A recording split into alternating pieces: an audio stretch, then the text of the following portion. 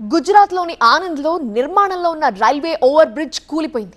అదాస్ గ్రామం సమీపంలో బ్రిడ్జ్లోని ఒక భాగం కూలిపోయింది. ఘటన జరిగినప్పుడు ఆ ప్రదేశంలో కార్మికులు, వాహనాలు లేవు. అదృష్టవశాత్తు ఎలాంటి ప్రాణ నష్టం జరగలేదు. వడోద్ అదాస్ రైల్వే స్టేషన్ల మధ్య రైల్వే క్రాసింగ్ నంబర్ 250 సమీపంలో ఈ వంతెన నిర్మిస్తున్నారు. ప్రమాద స్థలాన్ని రైల్వే అధికారులు పరిశీలించారు. ప్రమాదానికి గల కారణాలపై ఆరా తీస్తున్నారు.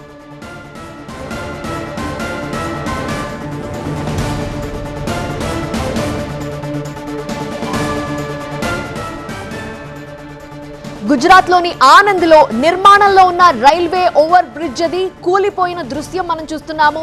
అదాస్ గ్రామం సమీపంలో బ్రిడ్జ్లో ఒక భాగం కూలిపోయింది. విరిగి పడిపోయిన దృశ్యాలు మనం చూస్తున్నాం.